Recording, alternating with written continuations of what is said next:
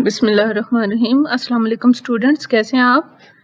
आपको पता है कि मैं टेंसेस के ऊपर एक सीरीज़ बना रही हूँ, ठीक है। I will discuss all the tenses. तो उससे पहले ये डिस्कस करना चाहिए कि टेंस होता क्या है। Tense is something that happens with the verb and time. So there are only two tenses in English language. Linguist ये कहते हैं कि टेंसेज एक्चुअली दो होते हैं। कौन कौन से? Present simple and past simple. Why? Because when we change present simple into past simple, we actually bring change in the form of verb, whereas other tenses are formed by adding variety of helping verbs. यानी कि हम जब present simple को past simple में change करते हैं तो हम verb में change लाते हैं, उसके spelling में change आता है, ठीक है। और जो पास्ट सिंपल है वो किसी और टेंस के ज़रिए, या पास्ट सिंपल का जो टाइम है उसको हम किसी और टेंस के ज़रिए शो नहीं कर सकते। फॉर एग्जांपल फ्यूचर टेंस को हम शो कर सकते हैं सिंपल प्रेजेंट कंटिन्यूस के ज़रिए, ठीक है। फॉर एग्जांपल हम कहते हैं I will go to Karachi tomorrow, I am going to Karachi tomorrow, I go to Karachi tomorrow, ठीक है। तो डिफरेंट तरीके से हम फ्यूचर को शो कर सकते हैं, लेकिन पास्ट सिंपल जो है वो उसको हम दूसरे तरीके से शो नहीं कर सकते। और इसके जो अब फॉर एग्जांपल अब आप देखें, I come here in the morning, जहाँ मैं सुबह आती हूँ। I came here in the morning, मैं यहाँ सुबह आई थी, जहाँ मैं सुबह आई। I shall come here in the morning, मैं यहाँ सुबह आऊँगी। He was going out when I came here in the morning, वो बाहर जा रहा था जब मैं यहाँ सुबह आई। तो आप देख सकते हैं कि थर्ड जो एग्जांपल है, I shall come here in the morning, यहाँ पर आपने एक हेल्पिंग वर्ब शैल लगाकर इसको फ्यूचर बना लिया है, लेकिन कम से केम जो है वो पास्ट सिंपल के लिए आपने वर्ब को चेंज किया है, right. Now today our topic in the series is past continuous और past progressive। दोनों उसके नाम है, प्रोग्रेसिव भी इसको कहते हैं और कंटिन्यूस टेंस भी कहते हैं। इसकी स्ट्रक्चर क्या होगी, आपको याद रखने होते हैं हेल्पिंग वर्ब कौन से हैं।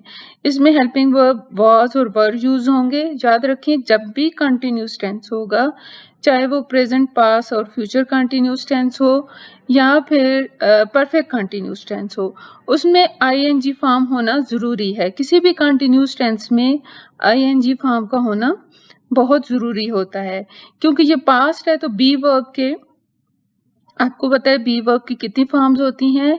Am, is, are, were, was, been और बीइंग। ऑलमोस्ट 8 फॉर्म्स होती हैं उसकी, ठीक है। और for example was sleeping, was reading, they were playing, you were cleaning, ठीक है।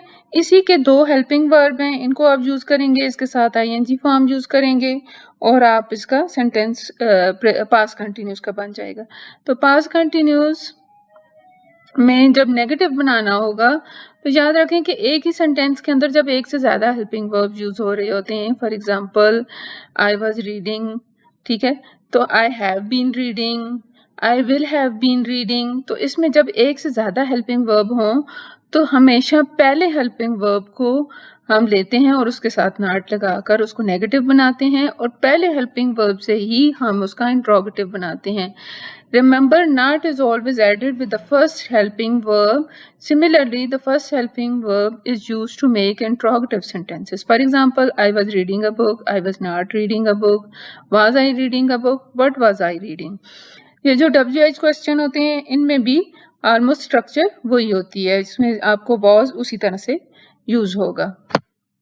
पास्ट कंटिन्यूस टेंस के यूजेस क्या हैं, यहाँ कहाँ इस्तेमाल होता है? Past continuous tense refers to that action और event that were happening for a particular time in the past. For example, I was working in my family business 2 years ago, यानी कि 2 साल पहले मैं अपने फैमिली बिजनेस में काम कर रहा था, हो सकता है अभी नहीं कर रहा हूँ, तो एक पर्टिकुलर टाइम के लिए काम कर रहा था, तो उसके लिए ये यूज होता है। It uses the same construction as present continuous except for that the past tense of the verb be is use. वही जो बात है कि हम प्रेजेंट कंटिन्यूस में एम, इज और आर यूज करते हैं, और एम और इज की पास फॉर्म क्या है, वाज, और आर की पास फॉर्म क्या है, वर। तो बाकी चीज वही है, यानी कि आईएनजी फॉर्म उसी तरह से यूज होगा, ठीक है। Then let's look at it.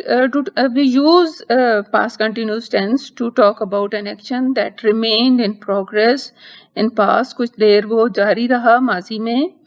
My father was baking a cake yesterday, यानी कि कुछ देर तक वो ये काम करता रहा, कल वो केक बना रहा था. Use of past continuous at the beginning of stories. The last week I was driving home when I saw a lady standing at the side of road, or as a background of stories. The sun was shining, the birds were chirping as the elephant came out of the jungle. For something that happened again and again. For example, I was practicing again and again. मैं बार बार practice कर रहा था. To talk about a change or improvement. Her English was improving. यानी कि continuously improve हो रही है वो change को show करने के लिए. To talk about an action that happened before another action. For example, when I reached home, children were doing homework. तो ये इसका combination जो होता है past continuous का अक्सर past simple के साथ होता है कि जब मैं घर पहुंचा तो बच्चे होमवर्क कर रहे थे. To talk about action happening for a particular time in past, Samiullah was writing a letter, यानी कि वो कल खत लिख रहा था. To talk about an habitual action frequently in past but not done now in present. For example, at college I was always making spelling mistakes. तो ये इसके साथ जब कॉलेज में थी तो हमेशा मैं स्पेलिंग की गलतियां किया करती थी.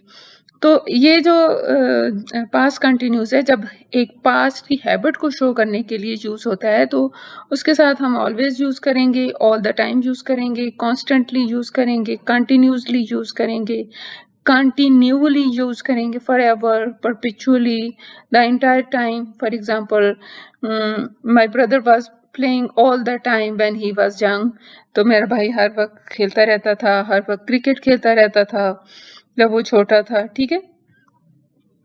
Then past continuous is used to emphasize how long an action took place. It uses adverb phrases that explain length of time.